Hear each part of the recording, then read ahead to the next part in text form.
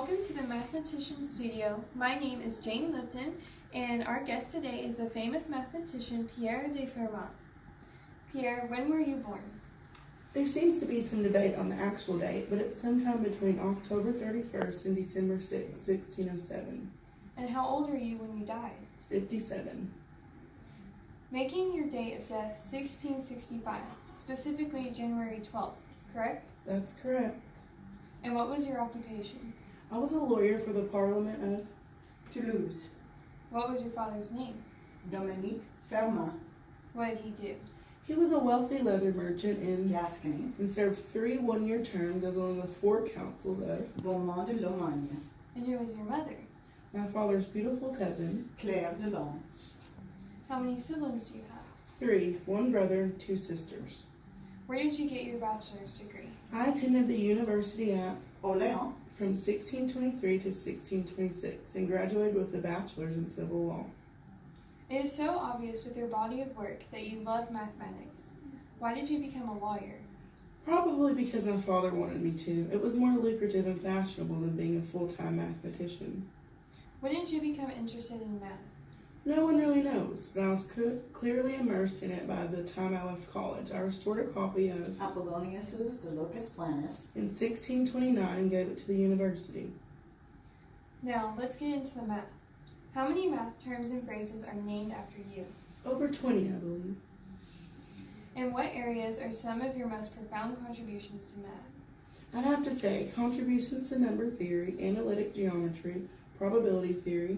Those are the main 3, I think. In what book did you scribble down your last theorem? Diophantus. But as you know, the margins were too small to add the proof. Can you finally give us your version of the proof? Why? Andrew Wiles did such an elegant job in 1994. How long did you think it would take you to solve your last theorem? I certainly didn't expect it to take over 300 years, but well played, Andrew. Well played indeed. Who was your favorite person to correspond with? I loved writing letters to my contemporaries, but I did write quite a lot to Morin Mersenne. Your little theorem has had quite the impact on the world today. It's one of the things that helps keep our ATM transactions safe. Did you think it would have such a need when you developed it? You always hope that your theorems and proofs will go on to big things, but I couldn't have foreseen the impact on the 20th century. What got you into probability theory? That's a funny story, actually. My friend, Blaise Pascal. who was a pretty serious high-stake gambler, asked me to help him with a dice game, and out of that, probability theory. Your work in mathematics really paved the way for some of the greatest mathematicians and scientists in the world. Are you saying I'm not great?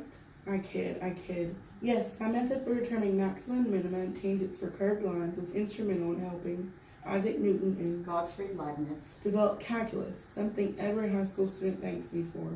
I kid. Who is your biggest mathematical rival? René Descartes. You invented your own factoring method, did you not?